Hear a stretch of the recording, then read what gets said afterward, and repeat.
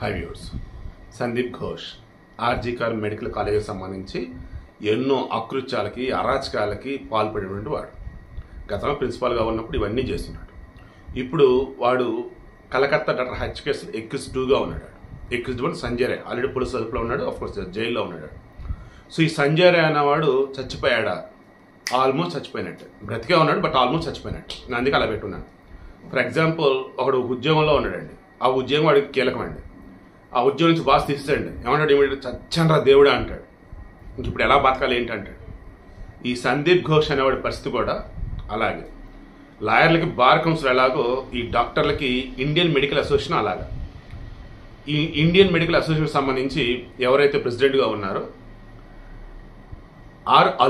అశోక్ ఖాన్, అతను మొత్తం cross check చేసుకొని ఈ కలకత్తా డాక్టర్ చనిపోయింది చూస్తారా, వాళ్ళ పేరెంట్స్తో మాట్లాడి ఇక అప్పుడు వాళ్ళ టీం అంతా కూడా డిస్కస్ చేసుకుని బోర్డు అంతా ఈ సందీప్ ఘోష్ అనేవాడు అసలు డాక్టర్గా పనికిరాడు అని చెప్పేసి ఇండియన్ మెడికల్ అసోసియేషన్ నుంచి వాడిని సస్పెండ్ చేసి పడేశారు.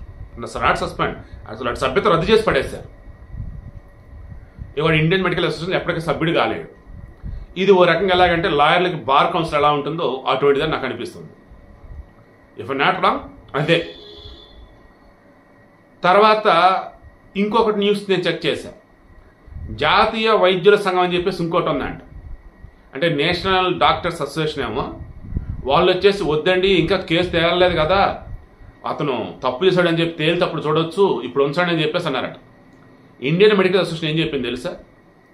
ఆర్జికర్ మెడికల్ ఆసుపత్రిలో వాడు ఏం చేశాడేంటో మీకు తెలుసా?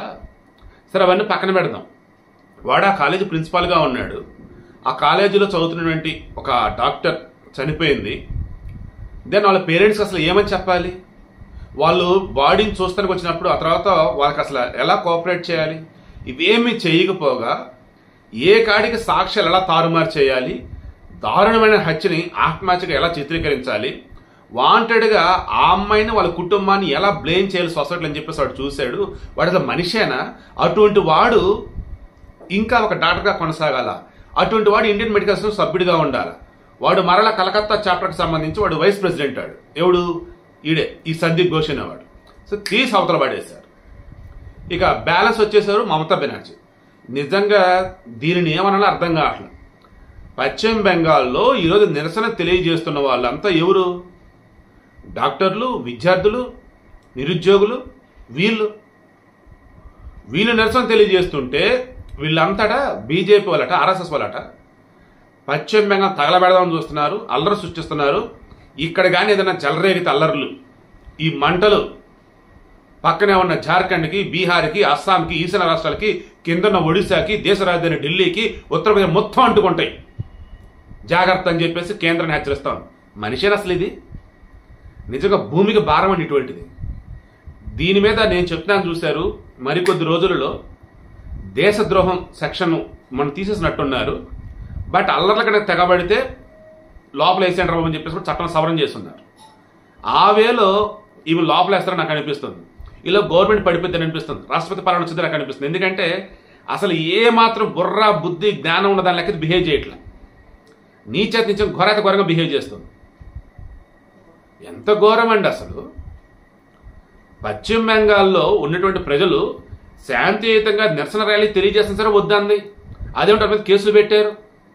మొన్నటికి మొన్న ఈ డాక్టర్ మరణించింది కదా, ఘోరంగా చంపారు కదా అని చెప్పేసి నిరసన వ్యక్తం చేస్తుంటే వారి మీద కేసులు పెట్టారు, స్కూళ్లకు నోటీసులు పంపారు. మనిషినా అసలు? ముందు ఆ చనిపోయిన డాక్టర్కి సంబంధించి ఆత్మహత్య అంటూ ఫ్రేమ్ చేసింది ఈ బ్యాచ్ అయ్యే, ఈ గవర్నమెంట్ ఆయనే. వీరేమో నిరసన కూడా తెలియజేయద్దా? క్లియర్గా కలకత్తా హైకోర్టు చెప్పిందండి. ఏం చేస్తుంది మమతా బెనర్జీ గవర్నమెంట్? నిరసన తెలియజేయటం ప్రాథమిక హక్కు పౌరులకి. అటువంటి నిరసన హక్కుని మీరు ఎలా ఎదుర్కొంటారు? వాళ్ళ అల్లరికి తెగబడితే ఓకే, వాళ్ళ అల్లరికి తెగబడాల, నిరసన తెలియజేస్తున్నారు, దానిలా మీరు ఆపుతారని చెప్పేసి కలకత్తా కమిషన్ కూడా అన్నారు. ఆ కలకత్తా కమిషనరు, ఈ మమతా బెనర్జీ ఇద్దరు కూడా రాజీనామా చేయాల్సిందే. సో వీడియో క్లోజ్ చేస్తున్నాం. సందీప్ ఘోష్ అనేవాడు ఏ క్షణమైనా సిబిఐ వాళ్ళు కానీ ఈడీ వాళ్ళు అరెస్ట్ చేస్తారు. ఎందుకంటే వాడి ఇంట్లో దొరికిన పత్రాలు మామూలుగా లేవు. ఘోరం ఎన్నో దారుణాలు తెగబడ్డాడు. అండ్ ఈ కేసులో వచ్చేసి ఆల్రెడీ పాలిగ్రాఫ్ టెస్ట్ అని కంప్లీట్ అయింది. రిపోర్ట్స్ మొత్తం రెడీ చేస్తా ఉన్నారు.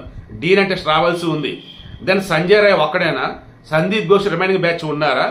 ఇవన్నీ కూడా విచారణ మొత్తం వాళ్ళు చూసుకొని సిబిఐ వాళ్ళు రిపోర్టు సుప్రీంకోర్టు సబ్మిట్ చేస్తారు సెప్టెంబర్ 17.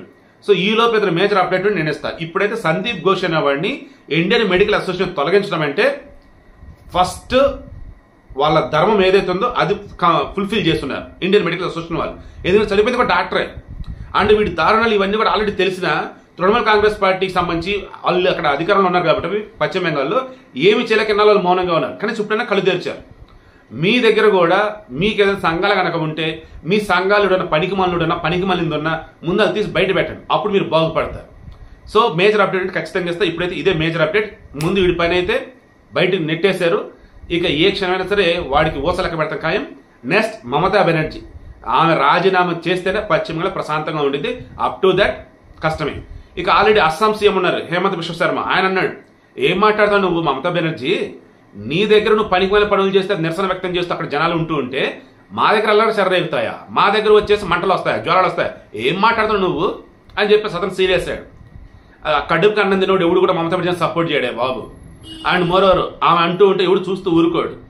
ఖచ్చితంగా త్వరలో పశ్చిమ బెంగాల్ రాష్ట్రపతి పాలన ఖాయం, మమతా బెనర్జీ జైలుకి వెళ్ళటం ఖాయం, అందులో నో డౌట్.